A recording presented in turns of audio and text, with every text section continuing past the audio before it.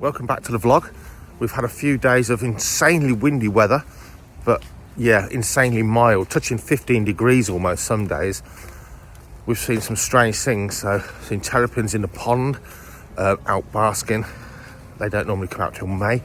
A peacock butterfly, and I know other people have seen things like red admirals and I think painted ladies, I'm not sure, but certainly peacocks and red admirals that have been drawn out of hibernation way too early by the warm weather. The trouble with that is they've obviously found a good hibernation spot to get them this far in the winter. They probably won't find another good one for the potentially the next frosty weather. Today's much cooler, totally calm. The winds have gone, and it's verging on spring in the countryside. You've got catkins. The lords and ladies in the woodlands are pushing up through the earth, as are the various cow pasturing herbage, all getting up before the canopy above closes over. So those woodland plants all trying to flower soon while they still have sunlight to do so. A lot of rain last night. The ground is still full of water. Sorry guys. It's still full of water, and the heavy rain's just running straight off. It certainly has been a wet winter again. But for now, we're in our favourite local little walk where we don't see anyone. Running the dogs, getting some lichen covered twigs for the millipedes that a friend gave me. They love to nibble on the lichen, and some bramble for the stick insects too. See you later in the vlog. I'm still training the Harrishook. That's over on Falconry channel. So young Henry here is still training. He's going to be a star of many a school talk and school show, many an experience day and falconry display. And we're just getting used to following on. So we're casting him off, and then I'm having a mooch along, calling him back for a little bit of grub. So I'm getting fit, walking.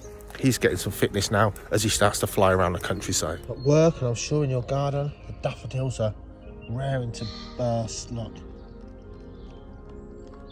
crocuses too, and the snowdrops, of course.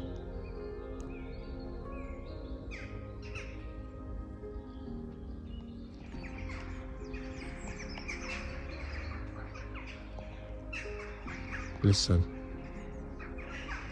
not to the jackdaws. Even the great tits and blue tits are singing, marking out their territories. Robins too.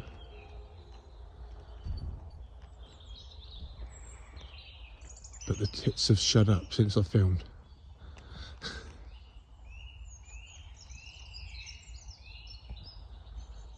Peace and quiet. Good for your soul.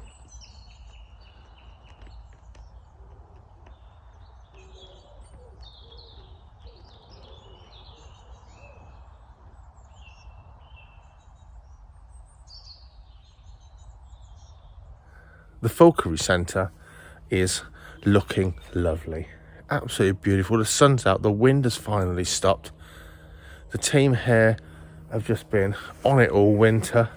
It eases off in the winter, but still, you've still got to look after these birds. Even if they're resting and having their sort of winter rest, like the thermophiles, the ones that really love the sunshine, like the kites and I can't see them, but the vultures, they have a midwinter rest. They still need care, even if they're not getting their sort of flying training and that time-consuming part, or the fun part of owning them. They still looked after. So girls like Luna here, look at that beautiful European eagle owl, arguably the biggest species of owl in the world, that capable of catching and eating animals the size of a small deer and a small fox. That's just ridiculous, isn't it? And then even this guy, he's still up in the air. Milky eagle owl, he just looks like a donut, but he's a lovable guy. He's still up in the air, but a lot of the birds are not. So here's a vulture, a yellow-headed vulture, again having a midwinter rest. But the place, considering it's midwinter, guys, still looks absolutely wonderful. There's no marquee cover on yet, but that'll be going up soon, because a couple more weeks, it's going to be March. My falconry season ends, and then I have a month to get everything shipshape, ready for the big Easter weekend opening to the public. It's our busiest and biggest weekend of the year when it comes to opening to the public. Guys like Zeus, he'll be grounded for the heat of summer, but of course Wurzel the bald eagle, he'll be back up in the air. So I've done very little here over winter compared to most winters. I've really tried to take back my falconry, which is my winter passion, and I've done so a little bit this winter. But yeah, that only leaves March to change fronts on the aviaries. It's going to be some redesigning, as always, rebuilding and renovating, but of course new things planned as well. We're going to have a change around with some of the enclosures, and we've also got a couple of new birds, and one of them's a new species ordered for this summer season. So I guess around about May they'll be hatching out of eggs. Both species will be hand reared, so maybe around June, all being well, there'll be a couple of new additions to the team. Watch this space. Meanwhile, the biggest memory maker on our experience days is probably one of our smallest birds, Pedro the burrowing owl, and he's having a completely revamped courtyard where he works with you guys on our experience days. This is going to be much better looking, much nicer and fitting of such a wonderful species of tiny raptor. The downside is, guys, it won't be Pedro this year.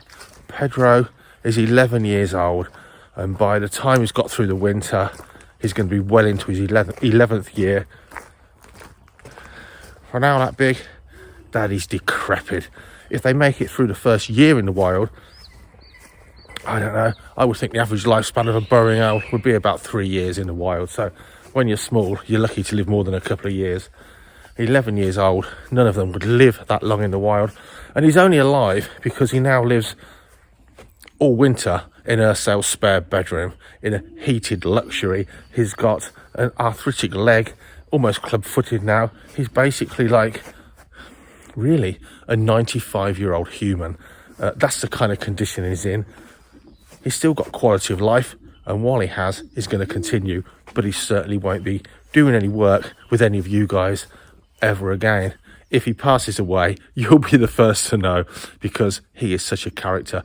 So yeah, Pedro 3, the third burrowing owl of Icarus Falconry, is due to be here this summer. Watch this space.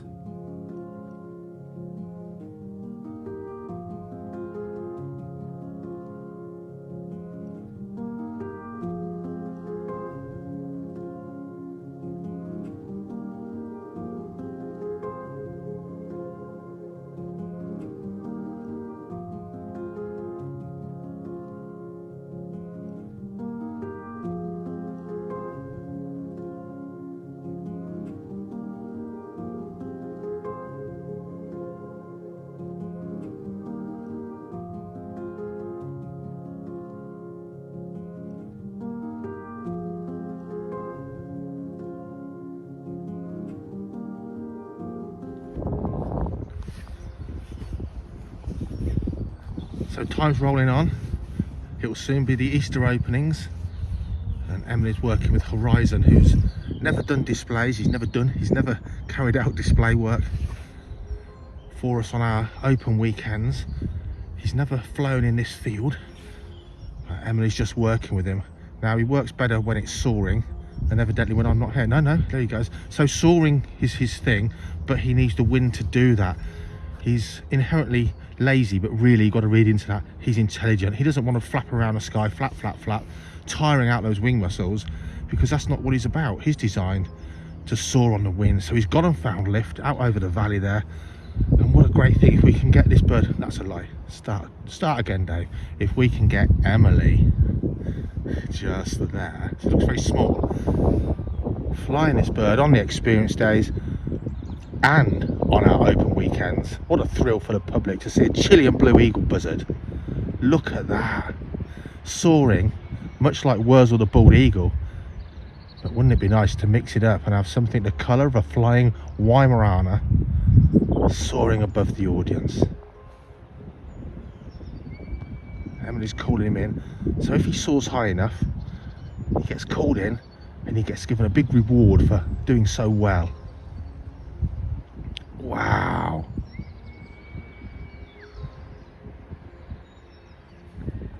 Look at that.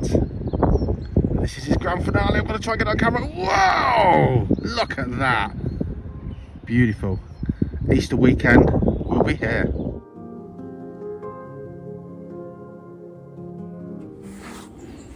Cyclamen are out, looking good. We've been on our beekeeping course again this morning. Now we're back at the Falconry Centre to do a little bit of work. Emily and Ursula are here, cleaning, looking after and flying the birds. And the gardening crew, they're here in the rain, doing God knows what. But we'll have a look now and find out what they've been up to.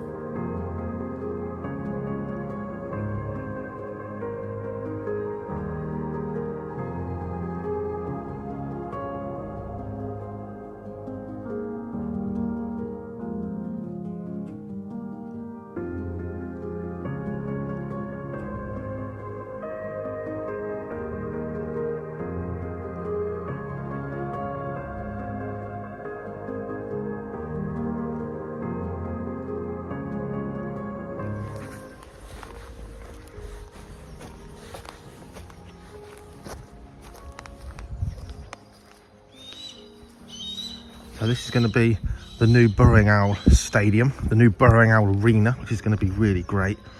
It's going to look great, and it's going to really show off the Burrowing Owl for our Experience Day guests. Watch this space. This scruffy looking strip is going to be, I've told you this before, but this is going to be all butterfly and bee meadow. So always nettles left underneath the trees. They look scruffy. We've got nettles elsewhere for the caterpillars. So a wildflower strip to add a lot of beauty and interest. No changes here. They'll be reset up, but this is the tadpole encounter for children over the spring and summer. So there's a lot of kids nowadays that don't even know what a tadpole is. So they have their signage on as to what species of tadpoles they are. Got the outdoor enclosure for the blue beauty snakes. They're hibernating, they're brewmating. We've got the slow worms, they're brewmating. And then the lovely gardening crew have been tidying away through here. New wood chip down for Easter. Buckingham Palace. I've thought of a great name for the bees. One of the hives could be called Holden Bee House. You've got to love that, haven't you? And then over here, this is what I love. They've been really working hard on this. Sawing those up by hand. This is the open composting area, which is not only useful, but we're really hoping to naturalize things like slow worms living in here, part of the ecosystem, eating the millipedes, eating the ant larvae, eating the worms, eating the small slugs. But a natural compost area open for all those invertebrates that thrive in such a place. Still the foundations here for one of the British reptile enclosures. Let's hope we get that built so it looks something like this for this year. This one's been emptied now of the Mediterranean species. I think we've got to stick with British as much as we can. So although we have viperine snakes in here from Europe, we've also got the wonderful grass snakes. And in here, yeah, I'm really hoping to get some sand lizards on display. One of Britain's rarer reptiles and one of our most beautiful. Something the public need to know about and enjoy in a naturalistic looking setup for sure. So still plenty to do, but it's not March yet. I've given myself a month to do a lot of work, but I've got such an amazing lot of people helping me. So these fronts, we're going to replace these hard wire meshes for about a 1-inch soft bounce netting, black so you can see through it, but you can see the birds better and it's much softer. He doesn't need any. Zeus is out tomorrow. He's my falconry bird, of course, so it's still the falconry season. He's got about another 2 or 3 weeks left at the most, and then he gets his rest, and all the Experience Day and display birds hit the ground running. Of course, red kites and buzzards here abound on the estate. Strangely, a lot of parts of the country seem to get either a lot of red kites or buzzards. We get about equal numbers and a lot of each one. Changes afoot, which I'll tell you about more as time goes on. But a little yellow-headed vulture, he's going to have a lifestyle change for sure, and that means he'll have to be replaced here at Icarus Falconry, but that's all news I'll catch up with soon enough. But things are really starting to move on because of that crew of people there. Absolutely fantastic.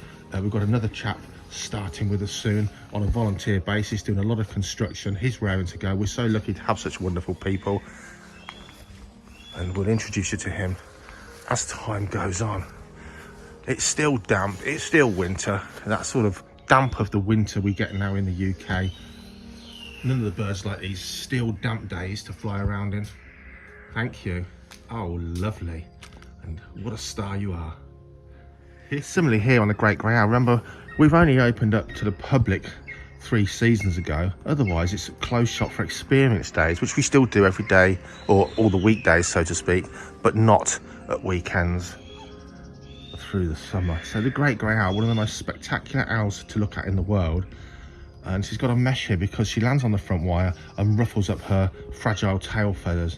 So she needs to be on display much better now. So if she's staying in there, the whole front of that probably needs to come off and be redone in a different kind of mesh that we can see her through, then she doesn't actually damage those lovely tail feathers. But the Great Grey Owl, certainly not showed off to its best when we're open to the public, for sure.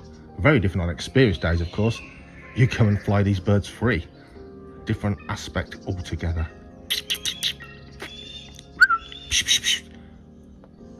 It's like sling your hooks. So we've got a block drain and looking for somewhere to go. Roy's just found this amazing female great crested newt looking for a home. Actually, sure, right? Yeah, it is a female. Yeah, she's just cold. So we've had a lot of rain recently. The weather has got mild, and the British amphibians are all looking for ponds to spawn in. So we'll drop her in one. Look at that. One of Britain's more protected species.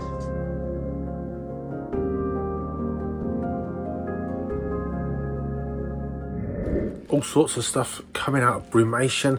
Let me show you some of them. Big changes in the reptile room. There's never been racks in here before, but there are now for some of the smaller colubrids that I'm growing on. So I'll talk you through that in another video, but for now, let's just look at some of these wonderful colubrid snakes that are waking up for spring, and some of them soon ready to breed. Welcome to the channel, subscribe. So rarely seen in the UK, eastern black king snakes, not a Mexican black. They do go blacker with age. They do musk like mad when they're disturbed in brumation, bless them. So yeah, look at that, very, very iridescent in sunlight. And this guy is about a year away from adult breeding size. We've got a pair of these, but yeah, Lamprepeltis nigrita, something not seen much of in the UK. Beautiful snake. Definitely a snake to enjoy the beauty in natural sunlight, where you get a lovely iridescent, but beautiful snake. Very, very cold. These are going to warm up for a few days before the heating is actually turned on. They're just getting up to the warm room temperature. But beautiful species. I've had these guys from hatchlings, and this is the biggest one of the two. Eastern black king snake. Again, something very rarely seen nowadays in the UK. Definitely an underrated colubrid. Look at these beauties. Russian rat snakes. So we've got a lovely normal coloured one, a bit dark because of brumation, but a lovely yellow and black. Look at that. Some people say they'd make a great easygoing mangrove snake lookalike. Not really, nothing like a mangrove snake, although this guy just tried to bite me. These are the most placid, easygoing snakes, Russian rat snakes, but of course, when you've been woken up from a deep sleep, your reactions are slow, you're completely, yeah, predators are really gonna sort of get the better of you. Of course, you're gonna put on a bit of a bluff, but Russian rat snakes, highly recommended. Huge, large colubrid, very pet-like, very easygoing, very beautiful.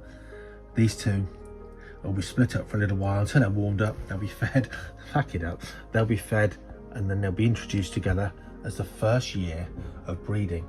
Probably still too small, but we'll see.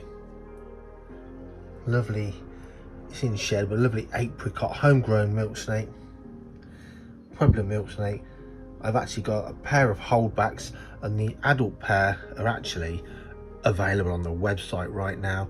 If you want to start breeding colubrid snakes, these, it doesn't get any easier than these and any more exciting, because every little youngster hatches a slightly different pattern or colour. It's a lovely species to start with, and I've actually got a pair available now. But for me, a couple more years for this young pair, of which this is the male, to breed from again. European four-line rat snake, a big rat snake, one of the biggest snakes in Europe, and a real joy to have around. Easy going, real pet snake. These should be so much more popular, but they're not. Maybe they're just a little bit drab as adults. But check out this youngster. I've got a pair of these available from 2023. Beautiful babies. Very rarely seen in the UK as well. It's actually crazy that I've still got a couple of these youngsters available. Nigel Marvin, famous reptile man. He actually took the first pair of these that I ever bred back in 2023. Look at that. A really big, nostalgic snake for any UK herper that holidayed as a kid in Europe for sure. European four-lined rat snake. Here they are, again in shed. Large female apricot Pueblan and a normal het male. Breeding pair produce a great variety of beautiful milk snake babies. Something else I may breed this year. This is an albino black rat snake.